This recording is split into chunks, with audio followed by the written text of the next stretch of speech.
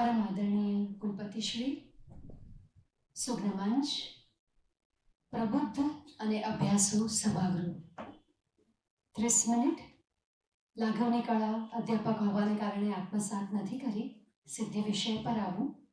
મારો વિષય છે સુધારક યુગનું પત્ર સાહિત્ય. સમયનું ચિત્ર કેવું છે એ વખતે? સતી પ્રથા પ્રભાવી છે.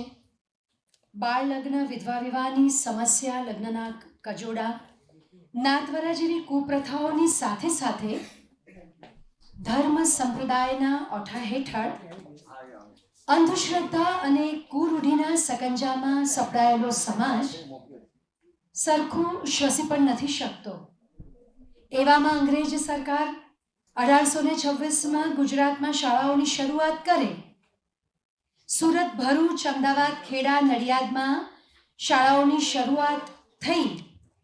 કેળવણીની તર પલટાઈ અને અંગ્રેજોના આગમન સાથે તાર, ટપાલ, રેલવે જેવી વિજ્ઞાન વ્યવસ્થાનો પ્રવેશ થયો. સ્ત્રી કેળવણી અને ગદ્યનો આવિષ્કાર.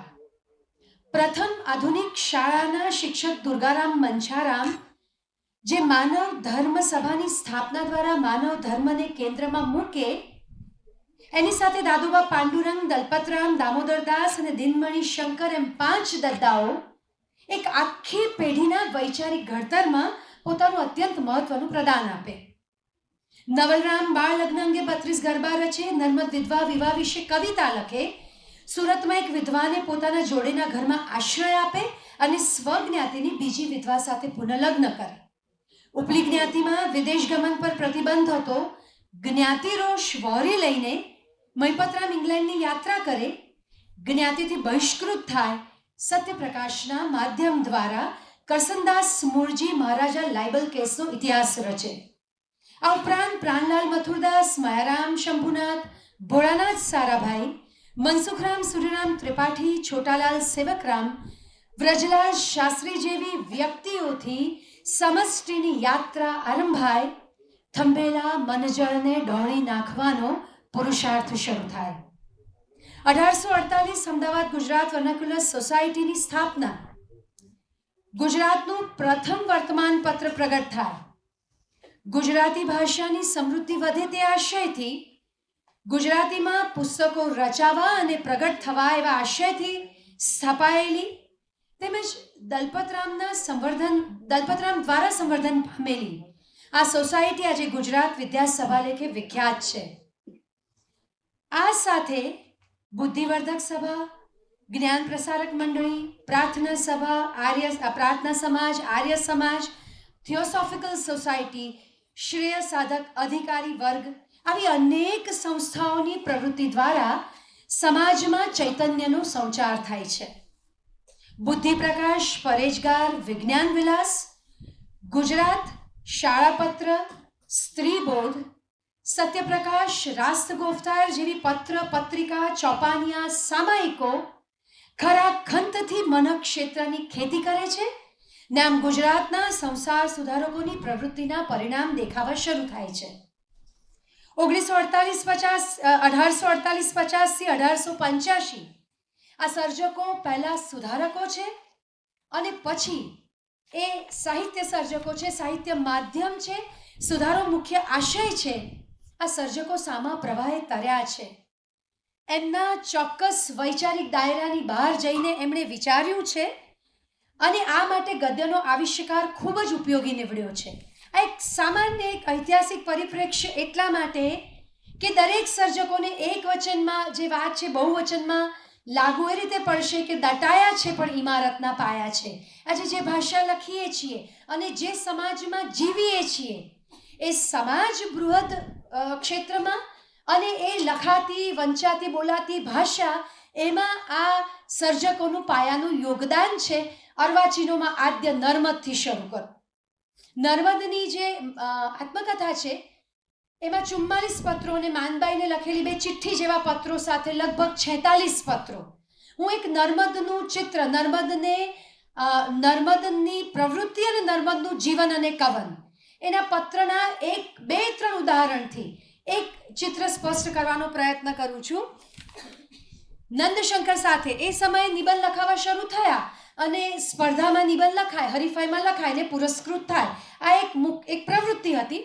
નિબંધ એક નર્મદનો પસંદગી નથી પામ્યો અને નંદશંકર સાથેનો જે આ પ્રસંગનો એમનો પત્ર વ્યવહાર છે 17 ઓક્ટોબર 1868. ભાઈ નંદશંકર એમ નથી લખતા, ભાઈ નંદશંકર પ્રશ્નાર્થ ચિહ્ન. તમારા ઠંડા લોહીને હૈયામેલ વિશે મારા મનમાં નક્કી જેવું થવા આવ્યું છે. હૈયામેલ બહાર વિવેક અને હૈયામેલ એ રીત રાજખટપટમાં છાજે. લોકમાં પણ બે રીત છે, જ્યાં બંને જણા જાણે છે કે અમે એકમેકના હરીફ છીએ. એક ભોળો ને બીજો મનમાં ગાંઠ વાળીને મૂંગો મારે છે. બંને રીત મને પસંદ નથી. એ સમયનો આ સાર્વત્રિક ભાવ. 21 ઓક્ટોબર 1868. ભાઈ નંદશંકર, ખરું જાણજો, નિબંધ નાપાસ થઈ હતી કે લોકના કહેવાને મેં કાન નથી આપ્યો, પણ તમારા વિશે શક ઉત્પન્ન થવાથી એ દૂર કરવાને નિબંધના દોષ જાણવાના મેં મત માગ્યા છે. એડવાન્સ સ્કૂલ બોયને શોભા આપે એવો તમારો નિબંધ હતો, પણ સ્કોલર પાસેથી અપેક્ષા રખાય એવો નહોતો એમ કહો છો. એવું હોય પણ ખરું, પણ વિદ્વાન પરીક્ષકોએ માત્ર પોતાના કલ્પેલા સ્ટાન્ડર્ડ પ્રમાણે નિબંધ નથી આવ્યો, માટે રદ કરવો અને નીચલી વાતો ધ્યાનમાં ન લેવી એમ ન હોવું જોઈએ. અને પરીક્ષકોની પાત્રતા શું હોય એના 7 મુદ્દા વિગતે નર્મદ લખે છે. એના પ્રત્યુત્તરમાં નંદશંકરે આવું લખ્યું હશે: મારા જેવા પ્રાંતમાં કોઈ લખનાર નથી એવું તમને અભિમાન છે, એવું હું અંતકરણથી કહું છું. અને નર્મદ જવાબમાં લખે છે, તમારા મનમાં મારા વિશે સ્વર્ગ જેટલો ઊંચો કે પાતાળ જેટલો નીચો વિચાર હો, તમે મારા કટ્ટા વૈરી હો કે સાચા સ્નેહી, પણ હું તમારા શહેરમાં એક કેરેક્ટર છું. પછી એ ગમે તેવો એ વિચાર જ તમને મારું અભિમાન રખાવવાને બસ છે, એમ હું અભિમાનથી કહું છું. તમે મારા અભિમાન પર હસો. આ વ્યક્તિગત પત્ર પણ પ્રવૃત્તિ સાહિત્યની. આ જ નર્મકોશો મેં તમને કહ્યું કે સમર્થ સર્જક આગળનું જુએ છે. ગુજરાતીમાં 30-35 પુસ્તકો છપાયા હશે ને ત્યારે નર્મદે કોશનું કામ શરૂ કરી દીધું હતું. એને ખબર હતી કે આવનારા વર્ષોમાં આની જરૂર પડશે. આ નર્મકોશનું કામ, આ વાત મારી બધી જ વાત મારા વિદ્યાર્થીઓને કેન્દ્રમાં રાખીને પહેલી 2 હરોળ અને મંચ બિલકુલ મારા ચિત્તમાં નથી. મારે માત્ર તમને એટલું જ કહેવાનું છે કે આટલી વાત પછી એક ગુજરાતી તરીકે આપણે વિચારીશું અને આપણે એક ડગલું પણ આગળ ચાલ્યા છીએ કે નહીં એમ આત્મચિંતન કરીશું. એટલો તમારી જાતને તમે પ્રશ્ન પૂછજો. 2 સપ્ટેમ્બર 1868. પરમ સ્નેહી ગોપાળજીભાઈ 3 પ્રકારની મદદમાંથી ગમે તે પ્રકારની મદદ કરે તો આપ એમની તે જાતની મદદને માટે નામના વાસ્તે શું કરવા ધારો છો? આ વાક્ય વાંચીને હસવું આવ્યું. તમે પુખ્ત વિચારથી લખ્યું છે, મારા સમજવામાં છે, પણ મારા સરખા એક કોશ સરખા પુસ્તક માટે મદદના બદલામાં આમ કરીશ એમ આગ્રહથી કહેવું મને ગમતું નથી. મદદ કરનાર વિશે તો વિચાર જ શો કરવો? પરાકાષ્ઠાની મહેનતના બદલામાં હું કાંઈ નથી ઈચ્છતો, માત્ર ગ્રંથ છપાવીને પ્રગટ કરવા ઈચ્છું છું. અને તે છતાં કોઈ ગુજરાતી ખરો ઉદાર નથી મળતો, પણ તેમાં એમનો શું દોષ હજી સમજણ આવતી જાય છે. અને પછી એક પત્રમાં એ લખે છે કે દલગીર છો કે તમે મારે માટે આટલો શ્રમ લો છો.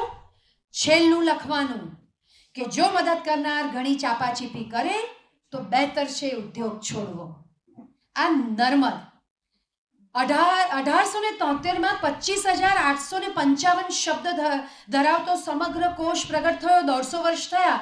અને હું ભૂલ ન કરતી હું હમણાં તાજેતરમાં કદાચ લલિત ખંભાયતાએ પોતાના લેખમાં એક એવો ઉલ્લેખ કર્યો છે કે પાછલી અસરથી જો નોબેલ પારિતોષિક અપાતું હોય તો કોશ માટે નર્મદને સાહિત્યનું નોબેલ પારિતોષિક આપવું. એટલે આ ભાષાવીર નર્મદ, એની સામે હું દલપતરામનો પત્ર એમનો એક ઉલ્લેખ મૂકું. બરાબર 10 વર્ષ પછી દલપતરામ પર પત્રો આવ્યા છે.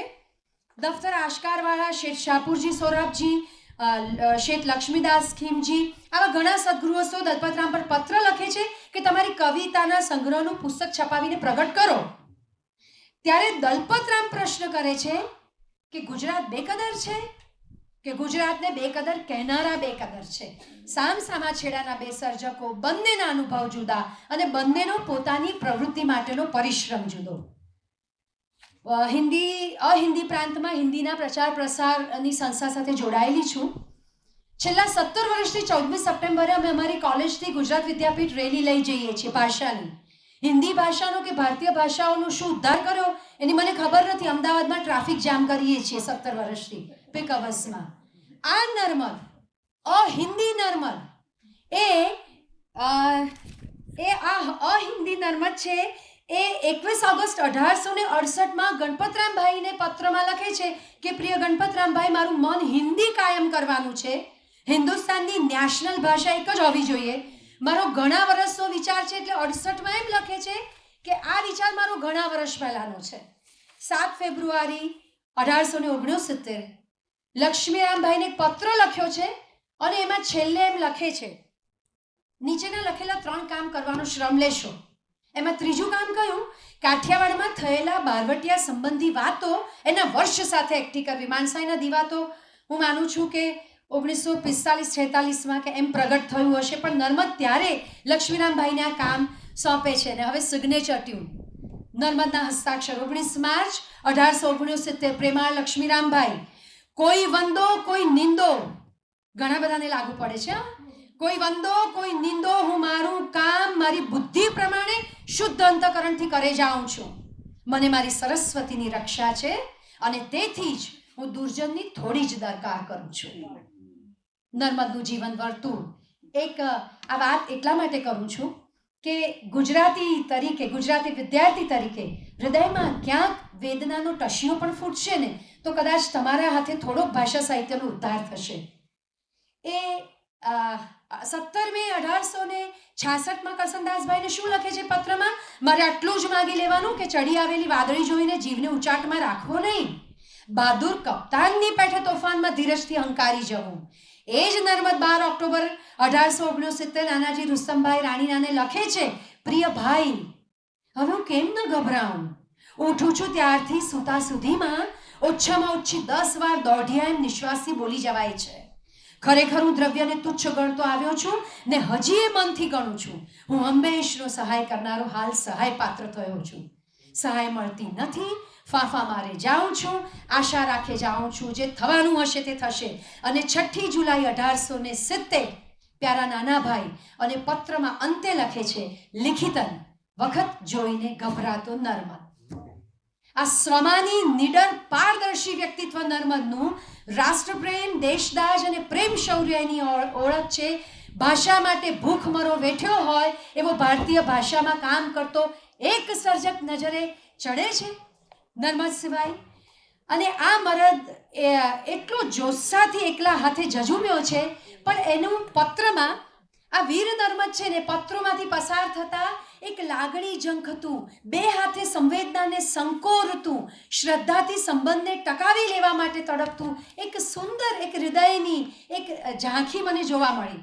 નંદશંકરભાઈને પત્રના અંતે એમ લખે છે કે મળતી મૈત્રીની સેવામાં એને છેલ્લા આપવાના અવસરમાં મારી તરફથી કંઈ ઊણું ન રહેવું જોઈએ માટે ઉપર પ્રમાણેનું લખ્યું. પછી એ મૈત્રી જીવો કે મરો.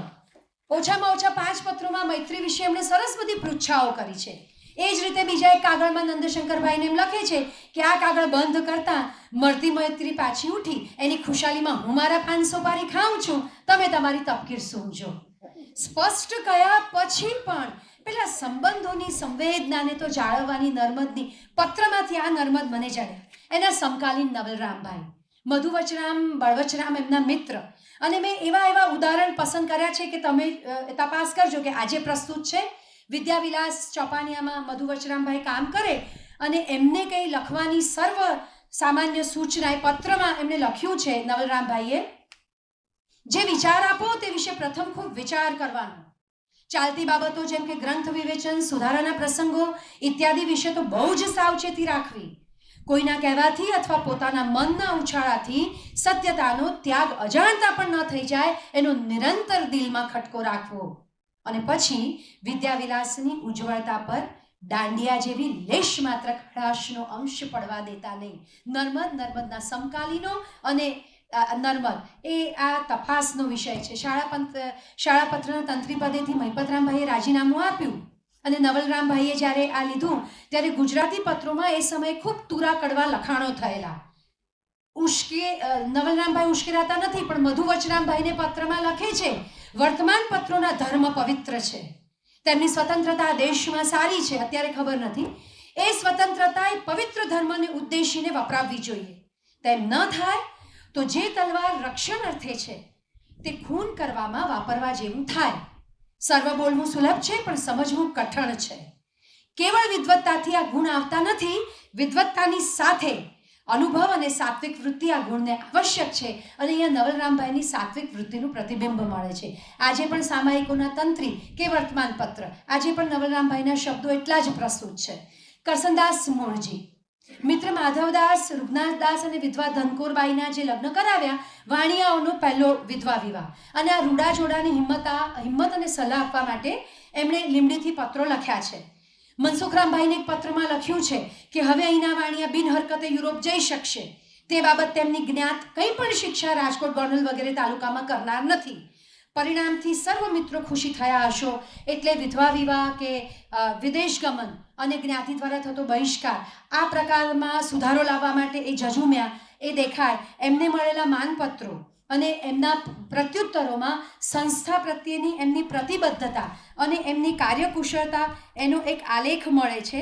પણ મારે જે પત્રમાં એક જ ઉલ્લેખ કરવો છે, બુદ્ધિવર્ધક સભા, સત્યપ્રકાશ, રાસગોફતાર, આ બધું જે સ્વતંત્ર અને હિંમતપૂર્વક એમણે જે ચલાવ્યું છે. પણ 1871માં આ પણ વળી પાછું વિદ્યાર્થી જોવું, 1871માં કરસનદાસભાઈની માંદગી વધે છે ત્યારે પોતાના એક મિત્ર સોરાબજી શાહપુરજી બંગાળી પર 1 ઓગસ્ટે લખે છે. પ્રમાણમાં કરુણા ઉપજાવે એવા શબ્દોમાં લખાયું છે, પરમેશ્વરની ખુશી મને એની હજુરમાં બોલાવી લેવાની હશે તે નક્કી. તમે મારા કુટુંબની સંભાળ લેજો. જ્ઞાતિ સંબંધી અડચણો દૂર કરવાનું કામ તમને સોંપું છું. પરમેશ્વર એમાં સહાય કરશે. મારા મરણની ક્રિયા મારા સગા જે પ્રમાણે કરવા ધારે કરવામાં વાંધો લેશોમાં મારે ગુસાઈ મહારાજોની તથા વૈષ્ણવો સાથે કાંઈ પણ વેર નથી. મેં એમના ભલા સારું અને સુધારા સારું મહેનત કરી મારા સામાવાળાઓને માફ કરું છું. મારા મરણ પછવાડે આ જાહેર કરજો. લીમડીથી લખેલા એક પત્રમાં આવું લખ્યું છે. મને તમને એ સમજાવવું છે કે આ સંસાર સુધારકોએ પોતાની જાત નહીં, આ સંસારને, હું ને તમે જે ગુજરાતી સમાજમાં જીવીએ છીએ ને, સમાજને એ રૂપ આકાર આપવામાં આ લોકોએ પોતાના પરિવારોની પણ આહુતિ આપી છે. એ પરિવાર સાથે હોમાઈ ગયા છે. ત્યારે આજે આપણે આટલા બધા ખુલ્લાપણા સાથે આ પ્રકારના પરિસંવાદમાં સાથે છીએ. એટલે એ વાત તમારે ક્યાંક મનમાં રાખવી. મહિપતરામભાઈના જે પત્રો છે, જાહેર પ્રવૃત્તિ, સંસ્થાઓ સાથેનો એમનો અનુબંધ, એમનું કુશળ નેતૃત્વ અને એના પરિણામોનો આલેખ મળે છે. નાગેશ્વર જયેષ્ઠરામને એક પત્ર લખ્યો છે, એના પરથી ખ્યાલ આવે કે કેટલી બધી ચીવટથી એમણે પોતાને સોંપાયેલી જવાબદારીઓ એમણે નિભાવી છે. એમાં હું જતી નથી, પણ એમણે ગુજરાત વર્નાક્યુલર સોસાયટીના ઇતિહાસમાં એક પત્ર છાપ્યો છે એટલા માટે કે પ્રવૃત્તિઓ કયા પ્રકારની થતી. અને ગુજરાત એ એક એવો પ્રાંત છે જ્યાં શ્રી અને સરસ્વતીનો સમન્વય થયો છે. નગર શ્રેષ્ઠીઓએ સરસ્વતી માટે, એની સંસ્થાઓ માટે, સાહિત્યિક સામાજિક પ્રવૃત્તિઓ માટે ખુલ્લા મને અનુદાન આપ્યું છે. એવું કદાચ ગુજરાતમાં શક્ય બન્યું છે. એટલે એમણે એ પત્ર મહિપતરામભાઈએ જે લખાયો છે, એ પત્ર શેઠ સોરાબજીનો છે કે હું ₹2500ની રકમ આપને મોકલું છું. આ સાથેની યાદીમાં સૌ શરતો કબૂલ રાખે તો વર્ષો વર્ષ નિબંધ છપાવીને મારા નામથી ઇનામ આપવા સારું એ રકમ સરકારી જામીનગીરી નીચે મૂકવી. અને એ વખતે આ ફંડમાંથી 21 પુસ્તકો રચાઈને બહાર પડ્યા, જેમાં દલપતરામભાઈના પણ નિબંધો પુરસ્કૃત થયાની વાત છે. આ ઉપરાંત મહિપતરામભાઈના હરગોવિંદાસ કાંટાવાળા, લાલશંકર, ઉમિયાશંકર સાથેના પત્ર વ્યવહારમાં એમની પ્રવૃત્તિનો ચિતાર મળે છે. હોપ સાહેબ સાથેના પત્ર વ્યવહારમાં ઇંગ્લેન્ડ જવાની આખી વ્યવસ્થા, કે પાર્વતી કુંવર પરના પત્રો પ્રકાશિત નથી પણ એના ઉલ્લેખો પરથી ખ્યાલ આવે કે વિલાયતમાં કયા પ્રકારની મુશ્કેલીઓનો સામનો કર્યો છે. દુર્ગારામ મંછારામ અને વિવેક સાગર શેઠ પુરુષોત્તમદાસ માણેકલાલ સાથેના પત્ર વ્યવહારમાં આજે એમની વચ્ચે દુર્ગારામનો જે પત્ર વ્યવહાર થયો છે એમાં ધર્મ, વૈરાગ્ય, પરમેશ્વર, મોક્ષ, વિવિધ ગ્રંથો, ઉત્તમ મનુષ્યના લક્ષણો, આવા અનેક વિષયો છેડાયા છે. શાસ્ત્રી બ્રજરાલ કાળીદાસ, હરગોવનદાસ દ્વારકાદાસ પર જે પત્રો લખ્યા છે વાચનમાળા સંબંધે, એમાં બહુ સ્પષ્ટ છે, ભાષાશાસ્ત્રી છે. અને એમાં એક પત્ર જે મને મળ્યો એમાં બહુ સ્પષ્ટ સંસ્કૃત પ્રતિષ્ઠાનની એમની ખેવના અને એમને જે સોંપાયા છે કામ, એમાં કેટલાક પ્રશ્નો કર્યા છે, એમાં એમણે કબૂલ્યું છે કે અંગ્રેજી ફારસી નથી જાણતો, પણ એમણે એ જે પોતાની પ્રવૃત્તિ છે એની મર્યાદાઓનો ઉલ્લેખ કર્યો છે. અહીંયા હું જરાક આ સુધારા સાથે જોડાયેલા, કારણ કે મેં સ્ટોપવોચ સામે રાખી છે, 29મી મિનિટે હું મારી વાત પૂરી કરવા ધારું છું, એટલે અહીંયા અટકી જઈને મને વિશેષ રસ છે બે સામસામા ચિત્રો મૂકવાના. કારણ કે સુધારક યુગમાં સાહિત્ય તો આ બધું પછી, પણ એ જે સમાજ નિર્માણો ને એમાંથી પછી આ બધું જન્મ્યું.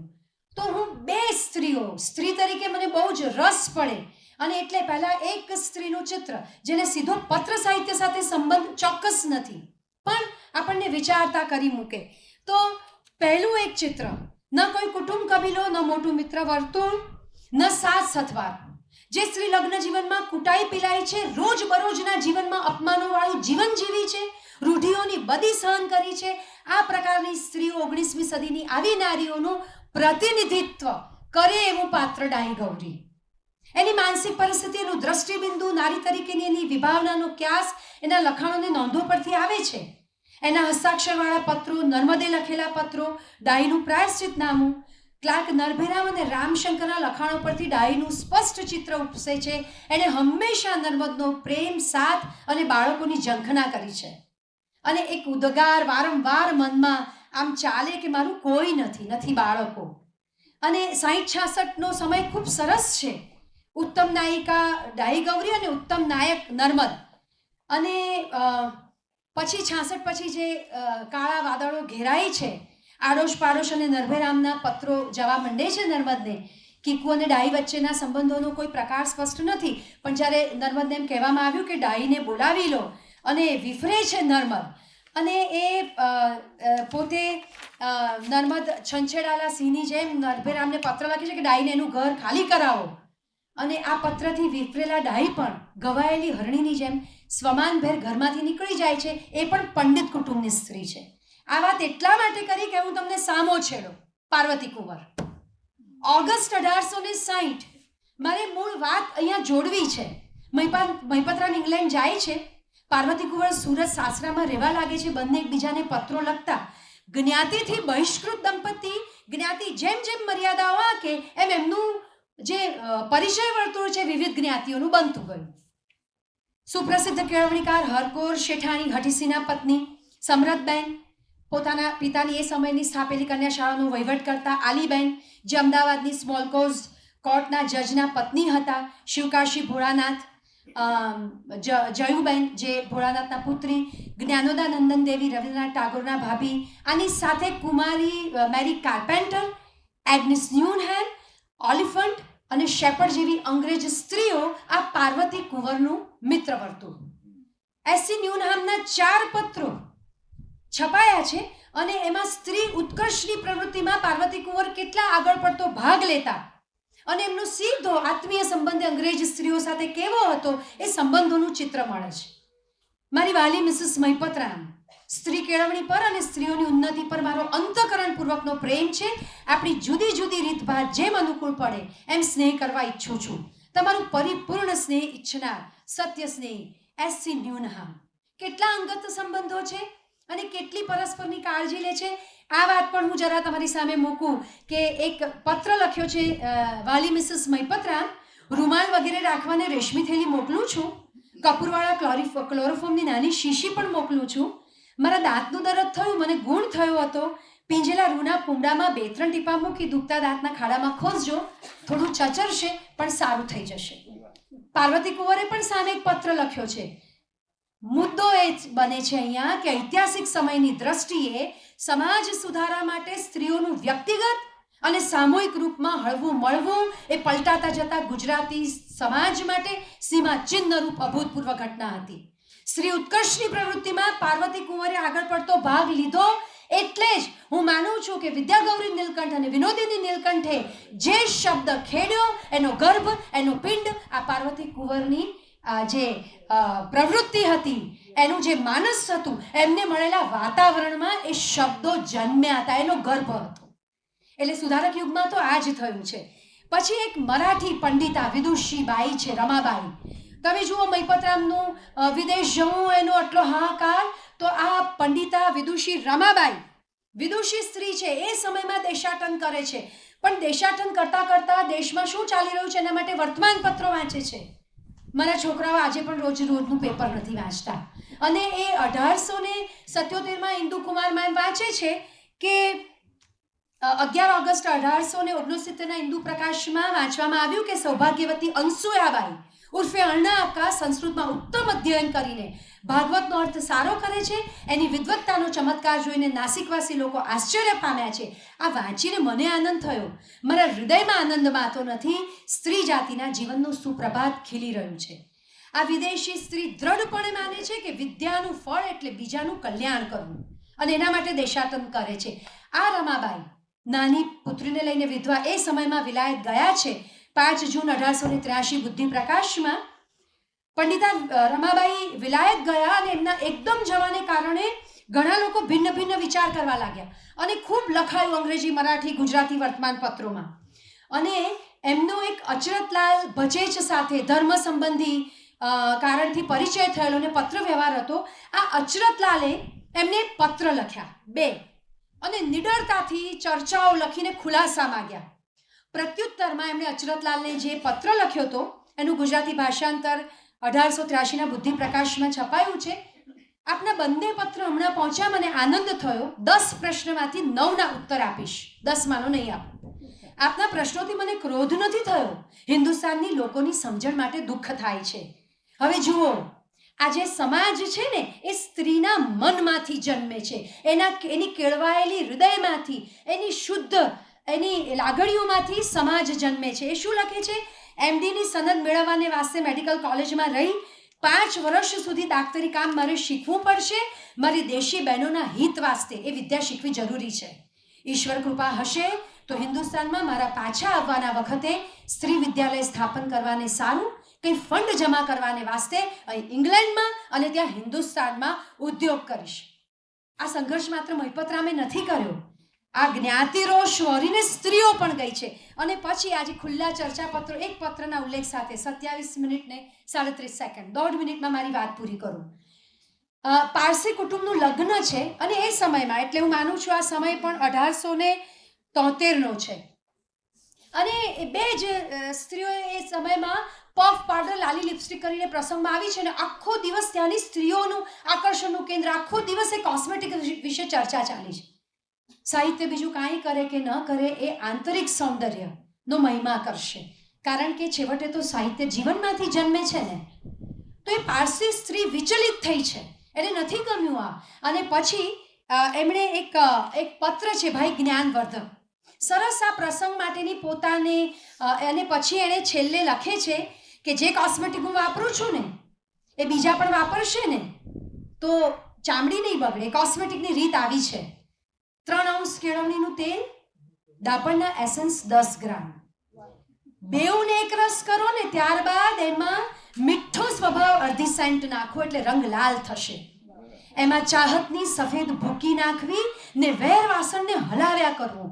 આસ્તે આસ્તે રંગ બદલાય ને ગુલાબી રંગ પકડતો જશે, પછી એમાં ચોખ્ખું પ્રામાણિકપણું નાખવું.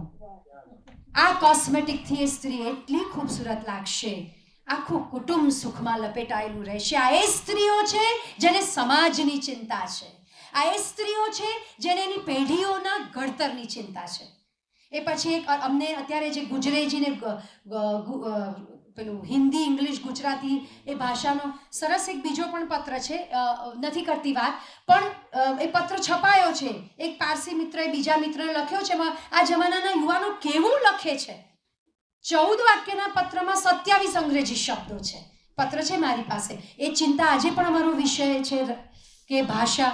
તો મૂળ મારો મુદ્દો એટલો છે કે સુધારક યુગના સર્જકો, સંસાર સુધારકો પહેલાં છે, સર્જકો પછી છે, અર્વાચીન યુગનો ઉઘાડ થયો છે ને, પાછળ આજે બધા યુગ મળે છે, એની સક્ષમ કલમો મળે છે, અદ્ભુત ગુજરાતી સાહિત્યની ચિરંજીવ કૃતિઓ મળે છે, પણ એ જમીન ખેડી કોણે? આ સુધારકોએ. એ બીજ રોપ્યા કોણે? આ સુધારકોએ. સમાજને સંકોર્યો, એની શ્રદ્ધાને સંકોરી અને સાહિત્યના શબ્દને સેવવાનો પ્રયત્ન કર્યો. ફંફોસ્યું સૌ ફરી ફરી અને હાથ લાગ્યું એ ખાસું જરા જુદા સંદર્ભમાં. શરીફાબેન ઋણ સ્વીકાર. 30 મિનિટ થઈ ગઈ છે, મારી વાતો પૂરી નથી થઈ.